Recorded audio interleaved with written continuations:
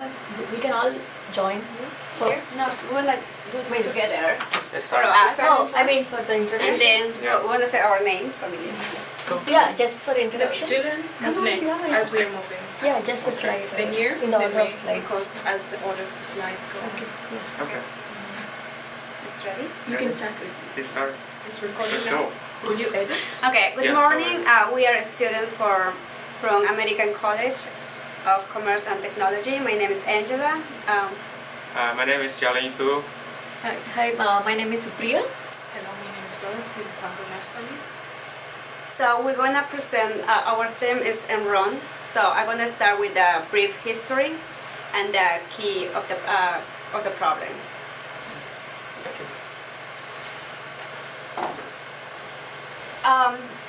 First is gonna do a brief history about Enron. I wanna talk about the origin. In 1930, was created with the name of Northern Natural Gas Company. So, and then take another name on the 1980 to Inter-North Inc. In 1985, get the name of Enron.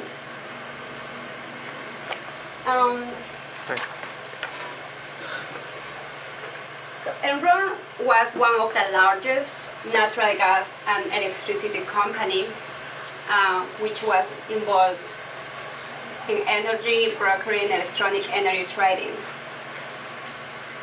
Skilling was one of the key players who began to change the corporate cultures, transforming to a new imagine.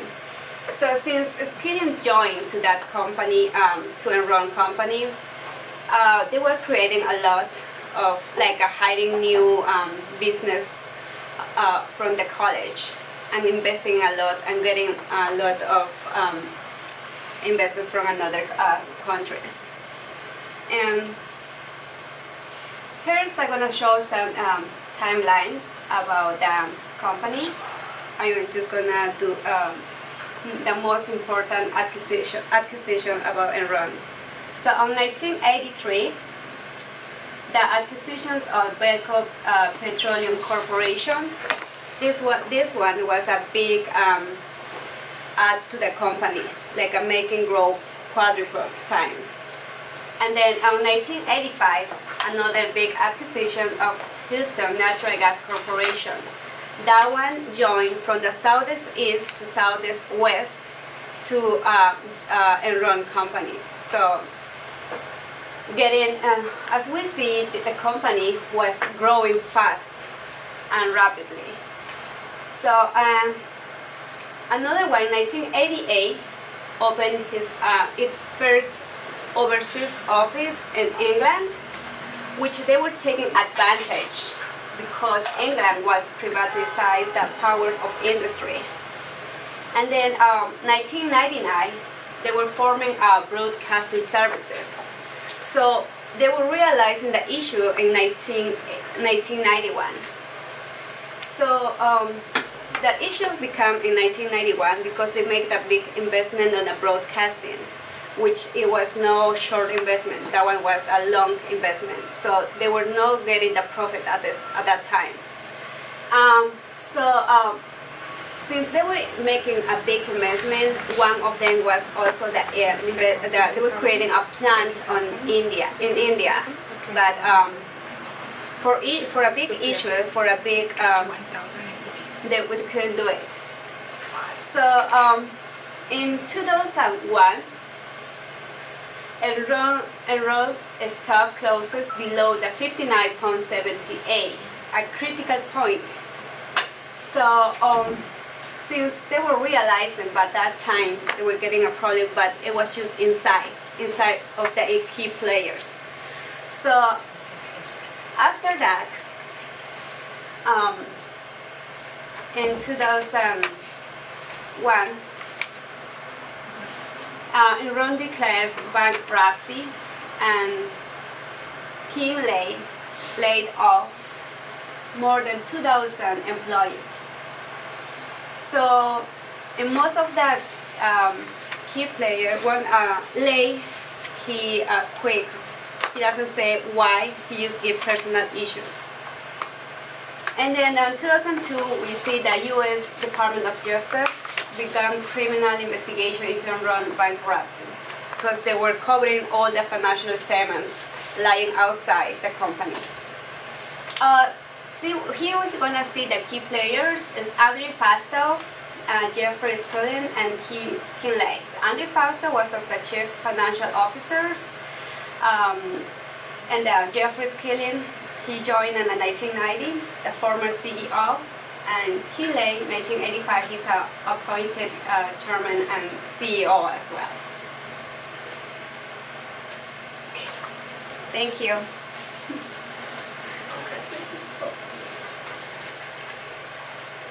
All right. Now let's look at the evaluation of the action. First, look at the some of the legal actions that Enron did. What Enron did for their companies all the way making their company's financial statement looks better.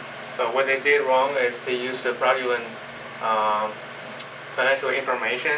They're trying to overstate the assets and they're trying to hiding the loss of liabilities by transferring some of the losses or liability to an offshore account. And they also, if you look at their financial statements, you can't find too much information about the disclosure. All of this illegal, which I can give you an example. According to the Jonathan Will 2001, he found out the related party disclosure in Enron's financial statement are very murky. And here's the summary. It says in 2000 year-end financial statements describing certain transactions with the Andrew Fausto, who is the CFO of the company. Enron transferred some of the using transactions between Andrew's company. So the company said it transferred assets value 1.2 billion, including 150 million in notes payable, 3.7 million restricted Enron shares, and the right to receive as many as 18 million Enron common shares. Regarding the detail of the transaction, they do not disclose enough information for the investor to make decisions. For whoever the financial statement reader, they feel confused what is really going on. So besides the illegal actions Enron did, there's a lot of unethical and bad behaviors. One of them is Enron used to be traditional trade energy company, and the CFO Jeff Skilling transferred the Enron into an online trading company. So what their business is they can trade energy as a stock. So they manipulate the energy prices, which is really bad for the people who use the energy every day. So they pay a higher bill for the gas, for the electricity. So let's look at why Enron did it wrong. So if you look at Statement of Financial Accounting Standards of the United States, number 57, specifically says something about a related party disclosure. So if you want to disclose a related party in a financial statement, you should disclose the nature first of the relationship. Second, you have to describe you have to provide a description of the transaction, including very details, but not too details, no amounts. But you have to describe for each period the income statement are presented and other information that are necessary. And you also have to disclose the dollar amount of the transaction for each of the periods for which income statements are presented. So a lot of details you have to disclose according to the standards, which Enron did not disclose. If you so whoever read the financial statements will be confused. So they will wondering, they can't figure out what is really going on behind all these transactions. It seems really complex. What they want to do is to make these transactions so complex that no one can understand. So they even create an offshore account for the for the company to transfer their loss and the liabilities. Okay, so what Enron did is they created disclosure. First, the transaction is complex. Second, they provide insufficient disclosure, which confuse the reader and the investor. And okay, next. And we want to see why the Enron executives doing this. So first, point out that the leader of the Enron, they have a really high appetite for the risk. So the appetite for the risk is not wrong, but they do not have a proper risk management. So there's a story that there's two employees of Enron used to misappropriate of the assets, company assets, into their personal account. The Kenley, which is the CEO, he knows about this transaction. He knows about the employees, but he disregard their dishonor behavior. He did not fire these two employees. Instead, he promotes them. So what he said, they are the only person that make the company profitable. He consider the loss that he fired his two employees is much larger than keeping them. But this is the company's management style tolerate this very inappropriate behavior, so which create the future's potential problems, the bankrupt for the whole company. And the second, the CEO, Jeff Skelling, is very creative businessman, and he has very many great ideas. He also highly like the risk. He thinks the risk can bring more profits for the Enron. So under his leadership, so the Enron is driving like full speed to the iceberg, so without any risk management. So it's really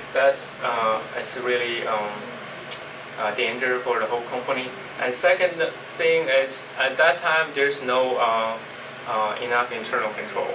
So the whole company is under the full leadership of the CEO and top management, and they do not think about how the company should prevent the future risk, like the trading business. They betting on the price of the energy.